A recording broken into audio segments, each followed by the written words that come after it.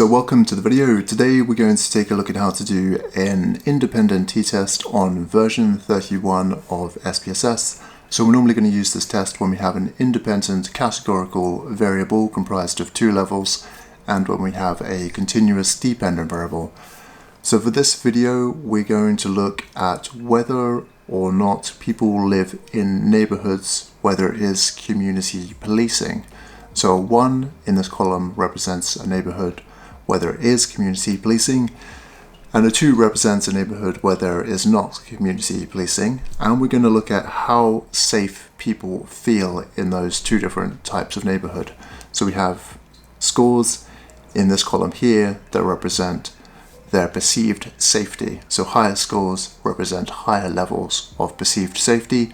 So the test is going to tell us, is there a significant difference in perceived safety between those who do and do not have community policing? So let's take a look at how to put these data into SPSS. So I'm going to go down to variable view and then I'll give a name to the independent variable. So let's call this something like policing, and then we'll give a name to the dependent variable. So we'll call this perceived safety. So I'm going to type perceived and then I'll put an underscore there because I can't use a space here. And then I'll type safety. Next, I'll use this values column here to specify what the levels of the independent variable are. So here we have policing. I'm going to click on this little box here. I'm going to say that a 1 equals community policing. So I just clicked on that plus button here to provide that option. So community policing, and then I'll click this plus button again. I'll put 2 and I'll say that 2 represents no policing. And when it looks like this, we'll go to OK. And then we'll use this measures column to specify that policing is a nominal variable, which is similar to a categorical variable. And we'll also use this column here to specify that perceived safety is a scale or continuous variable. Then we'll go down to data view and we can see that these variable names appear at the top of these two columns. So we're ready to paste the data in from this Excel file. So I'm going to select the top left piece of data. I'll then scroll down to the bottom of the data and I'll select this bottom right piece of data while holding Shift, and then I'll go to Command or Control C to copy those. Then I'll go back to the SPSS file and I'll select the top left cell and I'll go to Command or Control V to paste those data in. Sometimes that doesn't work.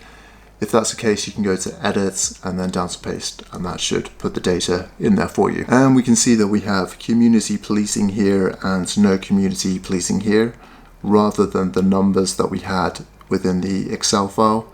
And that's because in this View menu here, we have value label selected. If we unselect that, we just get the numbers instead. I tend to prefer to keep it selected, so I'm going to take this again. So this test has a couple of assumptions. One is that there is a normal distribution within each of the groups and that there is homogeneity of variance. And as I've mentioned in this little note here, if you find that these assumptions haven't been met, especially the normality assumption, you might instead consider doing a Mann-Whitney U-test, as this is the non-parametric equivalent of the independent t-test and it doesn't assume that you have normally distributed data. So we can check this homogeneity of variance assumption as we're running the test, but we should check this normality assumption before running the test. So to do this, we can go up to Analyze and then down to Descriptive Statistics, then over to Explore. And then we can transfer our independent variable to the factor list and our dependent variable to the dependent list. Then we can go to Plots, and then I'll untick Stem and Leaf, I'll tick Histogram, and I'll tick Normality Plots with Tests. Then I'll go to Continue. Then I'll go to OK. And then if we scroll down slightly, we can find this tests of normality table, which actually has two different normality tests within it. So we have the Kolmogorov-Smirnov test on the left, and we have the Shapiro-Wilk test on the right. We can see that we have 30 people in the community policing group and 30 people in the no community policing group. And we typically apply this test when we have fewer than 50 participants in each group, and this test here when we have more than 50 participants in each group. So in this case, since we have less than 50 in each group, we're going to use this Shapiro-Wilk test. And the most interesting thing is this SIG column here, where we have a value of 0.830 for community policing and a value of 0.159 for no community policing. So both of these values are above 0.05, which suggests that the data are normally distributed and that the assumption of normality has been met. We can also take a look at these histograms here, and what you want to see is that you have a sort of symmetrical bell shape or normal distribution, and you can see that this histogram here for the community policing group is quite good. It looks like the data do roughly correspond to that normal distribution, and that's supported by this very high value here. The histogram for the no community policing group is less convincing. It's less in line with that conventional symmetrical bell-shaped distribution that you'd like to see. Typically, I tend to prefer judging whether the data are normally distributed by looking at this test of normality table rather than at the histograms, because these provide you with a more objective threshold for determining whether or not the data are normally distributed, i.e. is this value above or below 0.05. So now that we've checked this test of normality, let's get on to running the test itself. So we'll go up to Analyze, then down to Compare Means and Proportions, then across to Independent Samples t-test. Then we're going to transfer our independent variable to the grouping variable box and our dependent variable to the test variables box. We'll also tick this homogeneity of variance test option, and then we'll click on Policing and then on Define Groups. As a default, this comes up with 1 and 2, and we actually allocated the numbers 1 and 2 to the community policing and no community policing groups respectively, so nothing needs to be changed here.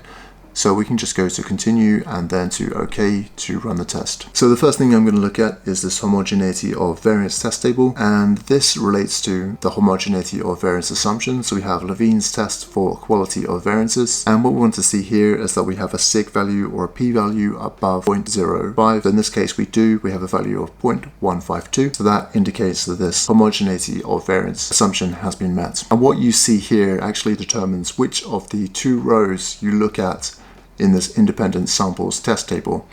So here we have a value above 0.05, so I'm going to focus on this equal variances assumed row. However, if you had a value below 0.05, it would indicate a violation of this assumption, in which case you would focus on this equal variances not assumed row. So the most interesting values in this table are in these significance columns. So we can either look at this one-sided P column or at this two-sided P column.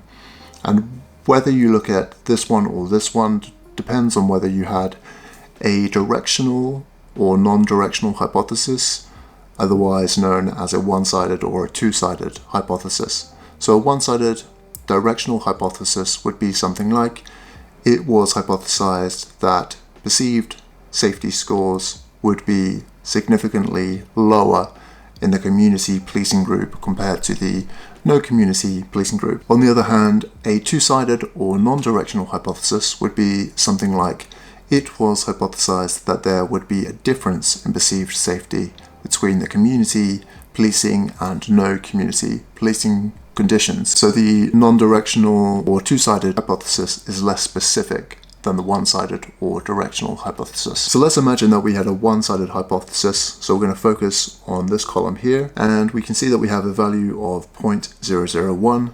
As this is less than 0.05, it indicates that there was a significant difference in perceived safety between those two types of neighborhood. And then if we look at these group statistics up here, we can see that the mean value in the community policing condition was 69.53, and the mean value in the no community policing condition was 59.63. So that's essentially how we interpret the results of the test, but let's now take a look at how we can write out those results. So I've just started off by saying why we did the test. So I've said that an independent samples t-test was conducted to compare perceived safety scores in the community policing and no community policing conditions.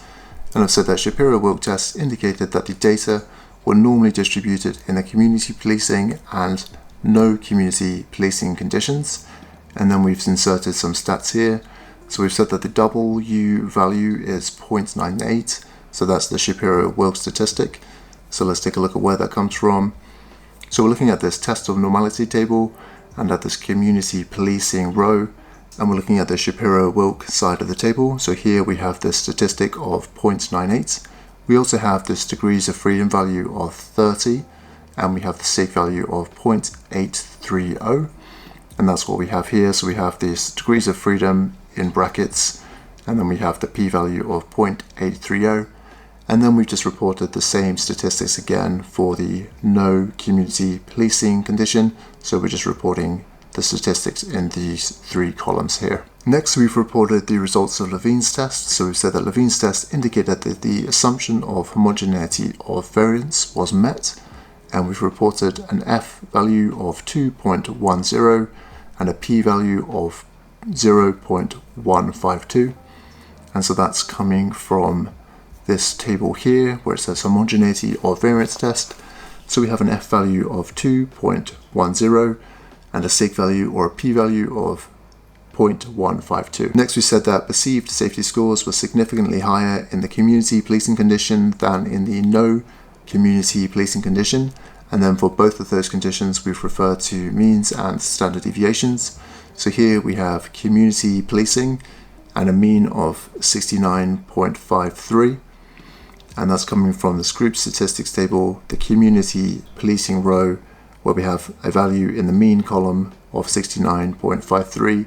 And we have a standard deviation of 8.24. And that corresponds to what we have here.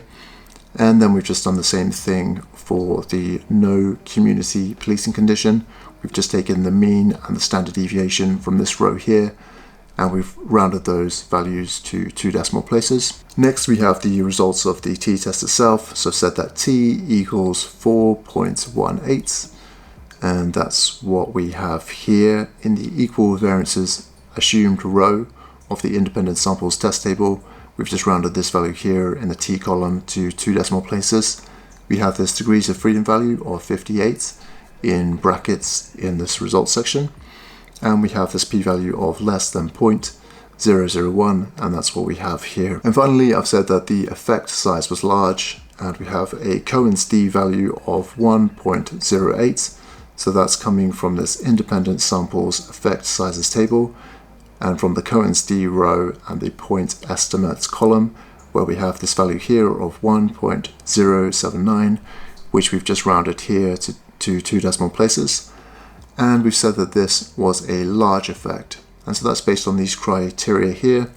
So Cohen's d values between 0 and 0.2 are normally considered to represent very small effects.